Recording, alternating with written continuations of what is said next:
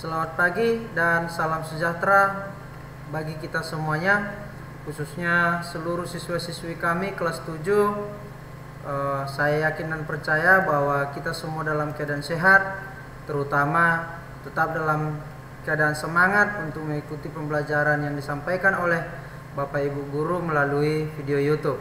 Oke, pada pertemuan kita kali ini kita akan membahas yaitu tentang litosfer ya, dimana bagian-bagian daripada litosfer sudah sebagian sudah kita pelajari di pertemuan kita minggu yang lalu ya. Jadi sekarang kita akan melanjutkan bagian litosfer yang ketiga, yaitu muka daratan.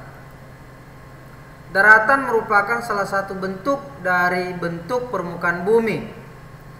Apabila di suatu daerah yang tersusun dari batuan yang lapisannya horizontal, maka terbentuk bentang alam yang disebut dengan dataran ya.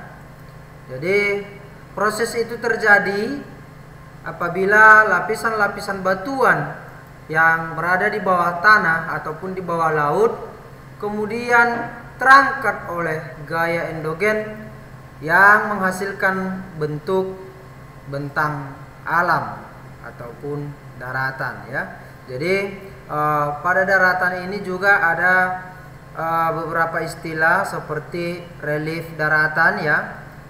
Ada beberapa bentukan, yakni yang pertama yaitu dataran rendah.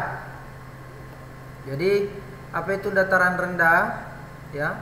Dataran rendah adalah merupakan tanah yang keadaan relatif datar ya. Jadi ya namanya juga dataran ya, berarti dia relatif datar. Luasnya sampai ketinggian sekitar 200 meter dari permukaan laut ya. Jadi kalau dia dataran rendah itu ketinggiannya itu diperkirakan sekitar 200 meter dari permukaan laut. Kemudian dataran rendah biasanya ditemukan di sekitar pantai ya. Jadi pada umumnya ya dataran rendah itu ditemukan di sekitar pantai. Tapi ada juga yang terletak di daerah pedalaman. Tanah pada dataran rendah sebagian subur sehingga cocok untuk bertanam bagi masyarakat yang tinggal di tempat tersebut ya. Itu yang pertama. Kemudian yang kedua, dataran tinggi. Dataran tinggi merupakan dataran yang letaknya di daerah tinggi ataupun pegunungan ya. Jadi ketinggiannya ini rata-rata diperkirakan antara 200 sampai 1500 meter di atas permukaan laut ya. Berarti dataran tinggi ini ya, yaitu setelah dataran rendah yaitu dataran tinggi. Karena tadi ketinggian daripada dataran rendah itu diperkirakan sekitar sampai 200 meter ya. Sementara untuk dataran tinggi yaitu mulai dari 200 meter sampai 1500 meter di atas permukaan laut ya. Jadi itulah dia dataran tinggi. Kemudian dataran tinggi terbentuk sebagai hasil erosi dan sedimentasi ya. Erosi. Apa erosi? Ya ini sudah kita bahas juga pada pertemuan kita sebelum-sebelumnya ya, di mana erosi itu adalah pengikisan tanah oleh air hujan ya. Jadi dataran tinggi dinamakan juga plato atau plateau ya. Ya. Kemudian selain daripada dataran tinggi dan dataran rendah ya, ada juga yang disebut dengan bukit. Apa itu bukit? Bukit merupakan suatu wilayah bentang alam yang memiliki permukaan tanah yang lebih tinggi dari permukaan tanah di sekelilingnya ya. Jadi bukit itu bentang alam yang permukaannya lebih tinggi daripada permukaan tanah yang di sekelilingnya ya. Namun bukan gunung ya, gunung beda lagi.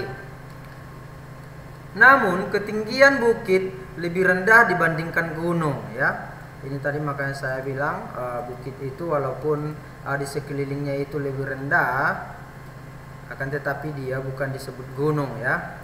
Perbukitan ini biasanya memiliki udara yang sejuk dan lebih dingin daripada dataran yang lebih rendah ya, karena semakin tinggi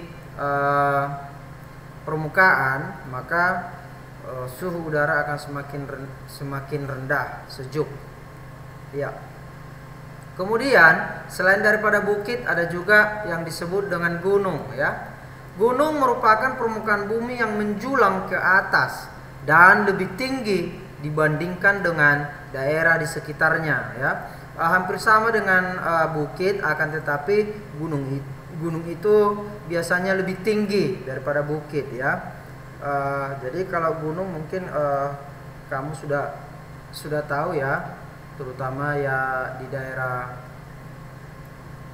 Brastagi juga, Kebanjahe ya. Jadi ada di sana beberapa gunung ya, salah satunya adalah Gunung Sinabung ya, dan juga Gunung Sibayak ya. Ya, jadi untuk gunung mungkin tidak perlu lagi saya jelaskan lebih jauh lagi karena kamu semua sudah pada mengetahuinya ya. Pada gunung terdiri dari ada puncak, ada lereng, dan ada yang disebut dengan kaki gunung ya. Jadi tiap-tiap gunung itu memiliki karakteristik yang berbeda. Ada yang gunung aktif dan ada juga yang gunung tidak aktif ya. Iya, kemudian selanjutnya pegunungan. Apa itu pegunungan? Pegunungan adalah permukaan bumi yang berupa rangkaian ataupun kumpulan gunung besar dan gunung kecil ya.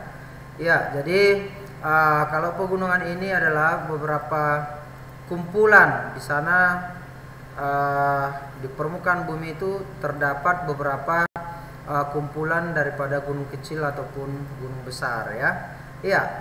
Kemudian kita lanjutkan untuk relief lautan. Tadi itu masih muka daratan ya, darat. Sekarang kita berada pada relief daripada lautan. Jadi di dalam relief lautan ini juga kita akan menemukan beberapa istilah ya, beberapa istilah. Salah satunya adalah gunung laut. Apa itu gunung laut? Gunung laut adalah gunung yang kaki-kakinya terletak di dasar laut dan puncaknya menjulang di atas permukaan laut ya. Yang tadi itu adalah gunung ya, itu berada di perbukitan ya ataupun di daratan, sementara gunung laut itu berada di dasar laut. Kemudian dangkalan ataupun paparan. Apa itu dangkalan? Dangkalan merupakan dasar laut yang memiliki kedalaman kurang dari 200 meter ya, kurang dari 200 meter dan dianggap sebagai bagian daratan yang termasuk ke dalam laut ya. Ya, jadi pangkalan itu merupakan dasar laut yang memiliki kedalamannya sekitar 200 meter ya, dan itu juga merupakan daratan yang masuk ke dalam laut.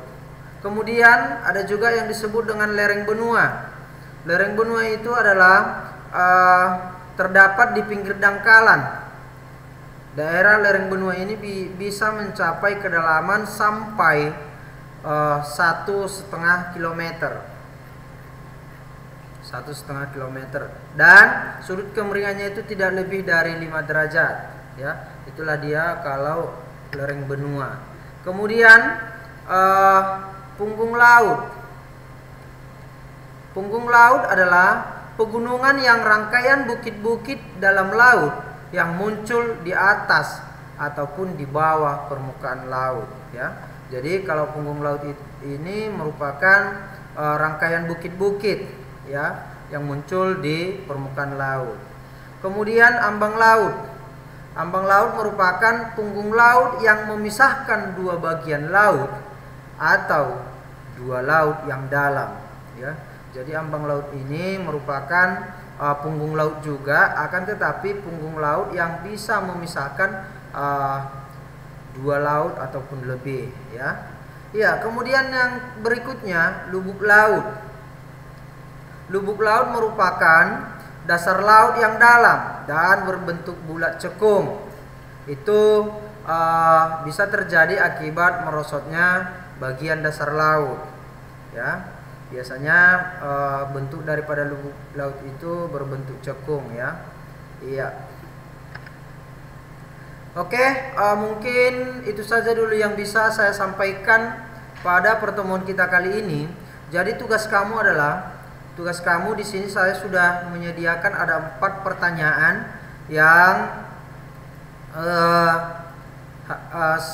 harus kamu kerjakan ya. Jadi di sini ada 4 soal. Silakan dikerjakan yang 4 soal ini. Nanti hasilnya kirimkan melalui WA pribadi saya. Oke, mungkin cukup sekian dulu yang bisa saya sampaikan pada pertemuan kita kali ini. Sekian dan terima kasih.